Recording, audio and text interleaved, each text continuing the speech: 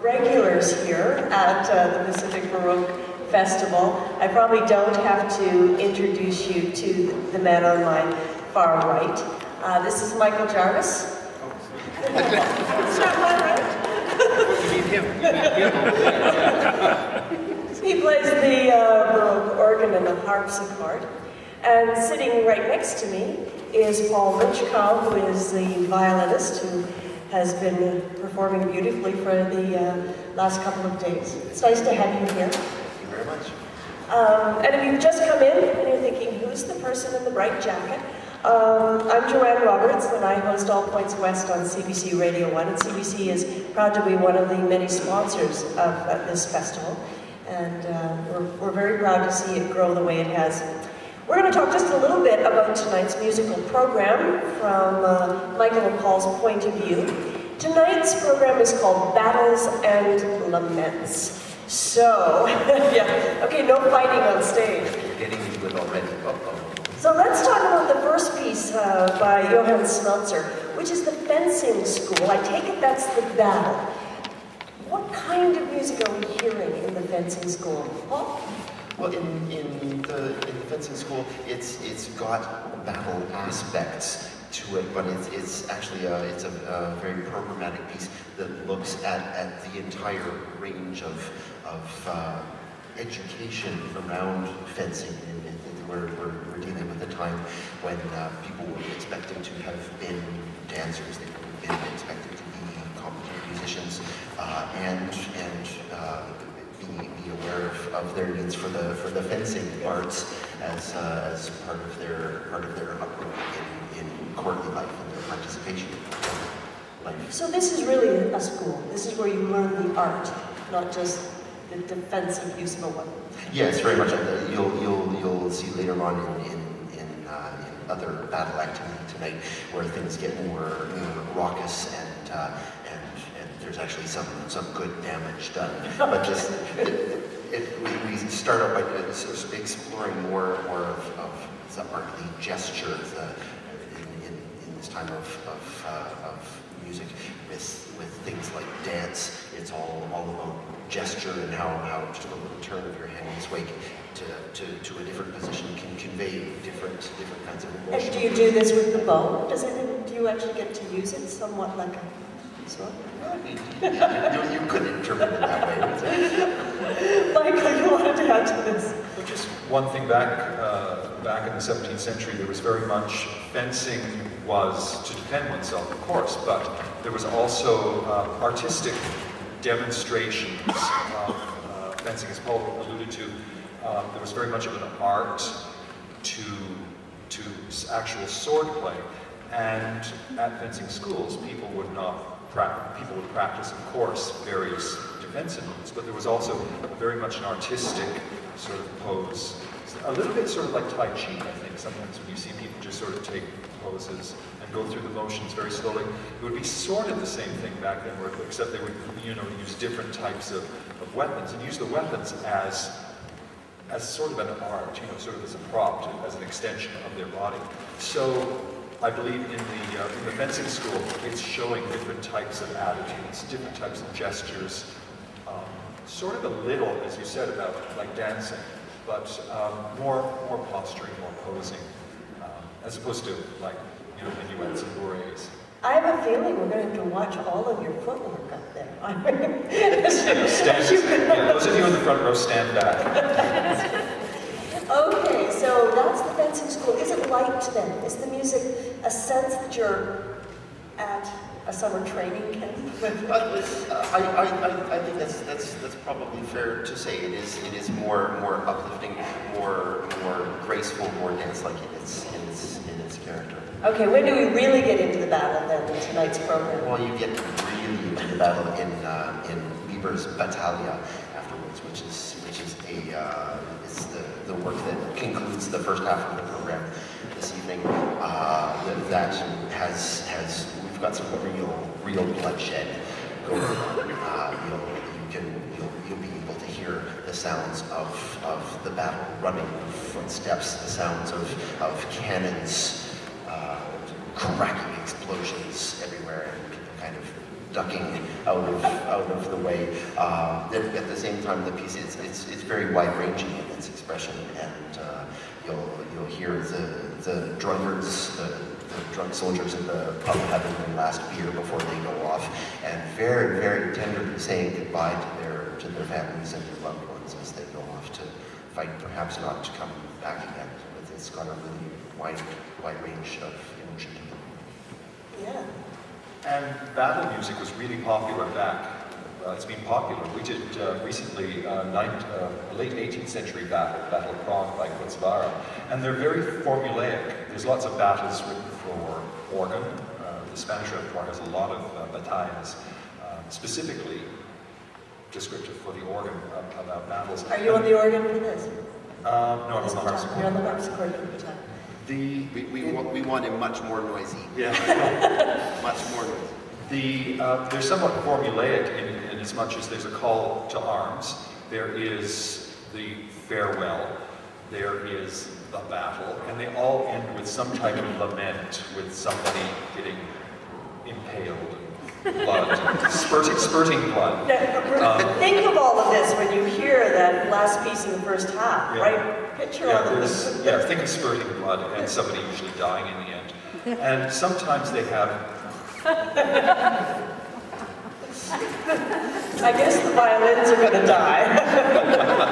and then sometimes there's some type of sort of rounding dance at the end. This one doesn't. This one ends with the lament of the wounded musketeer, who's just sort of like, that's it, kaput. You'll hear people.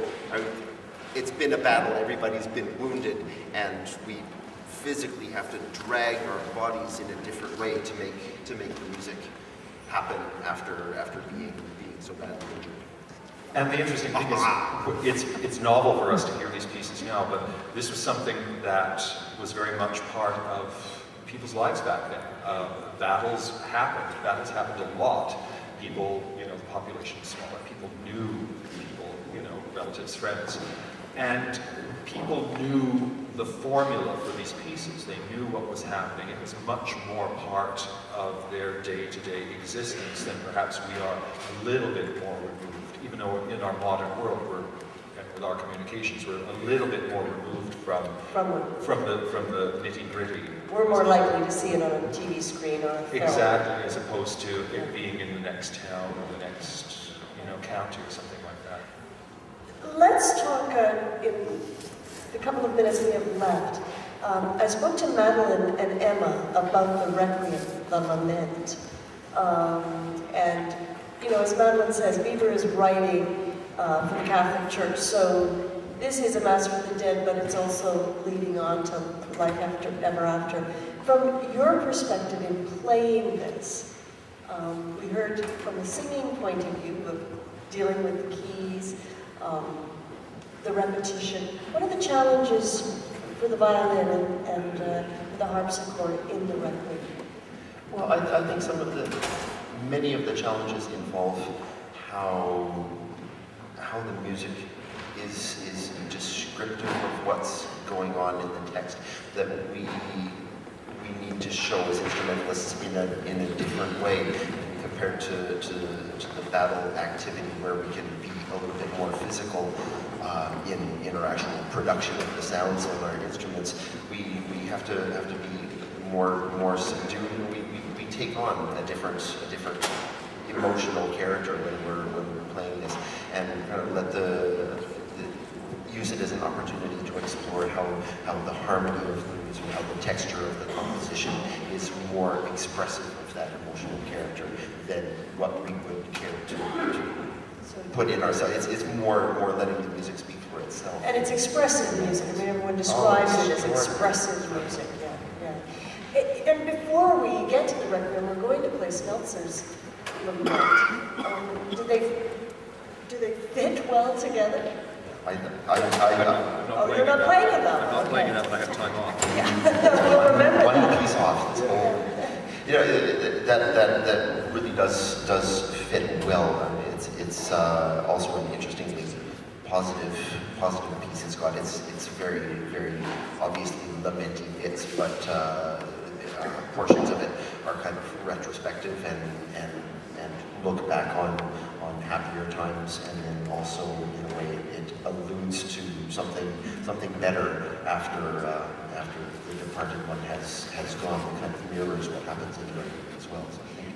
Michael, finally, as someone who has played, I think, this festival every year, missed any? I don't know how long. I've been in Vancouver now 5 years. So it's probably 4. Coming close. Coming close. That's a good record. How do you like this music and this program this year in terms of, not comparing it better than other years, but how have you felt about it? Because this year we've taken on maybe some, I'd say lesser known, but maybe from the public realm, lesser known musicians, bringing to life music that may not be heard as often. I think Victoria is extraordinarily lucky because, at least in my involvement with the festival for the past 4 years, between Brian and Mark, and of course Madeline, they have picked absolutely stellar, interesting, fabulous music that you don't necessarily hear, even across the country. I mean, how fabulous, how cool is that it's happening here? The music to answer your question, the music this year, I think, has its challenges because it's a style. When we go to the symphony, we have preconceived ideas. We know what a Beethoven symphony is going to. Everybody can go ba ba ba ba. You know, we all know what a Beethoven symphony sounds like, or we know what like a Mozart symphony. You know, it's a bird, it's a plane, it's a Mozart. Da da da da da. Okay, all right. We got it. Yeah. But we know it's really ingrained in ourselves. We know Bach, we know Mozart, we know Handel. But for these composers, it's much more removed. The style is more removed. And I think it's a challenge for us to play because it's very different. It's a different style of playing, at least from my point of view. From the keyboard, I'm not so about violin. It's a different style. Yeah. Some of the tunings are different. Yep. The tunings are different. I think that it's a challenge too for you as the audience, because this is music that is very rare, it's very beautiful, but it's beautiful perhaps in not what we consider the conventional sense of beauty in the late 18th century. It takes us 100 years earlier, it takes us into a different realm. Hence the Stilus Fantasticus, it's a fantastic style. It's much more up in the imagination. So I encourage you when you're listening to this music to just let your imagination run wild. There's fabulous sort of fragrant harmonies, there's some wonderful moments, and sometimes it'll just be a chord, or it'll be how something happens, or there'll be a suspension of the harmony. It's very different from what we normally hear. And it's been an absolute treat to play this music and to experience it, because as performers we don't do this repertoire particularly very often. Well, I must admit, as someone who thought, this should be interesting stuff, I have found it very accessible music. You're right, not music that's familiar, but somehow it feels right. Well, it was written for people to appreciate and to be accessible. It's just the fact that I think it's 100 years earlier than Bach and Mozart and, 75. Sometimes maybe it's a little simpler on one front. Probably not as simple to play, but to listen to. Anyway, it's going to be a great night. Thank you so much. We'll look forward to that sword play. And the laments. Michael Jarvis and Paul Luchkow, thank you very much.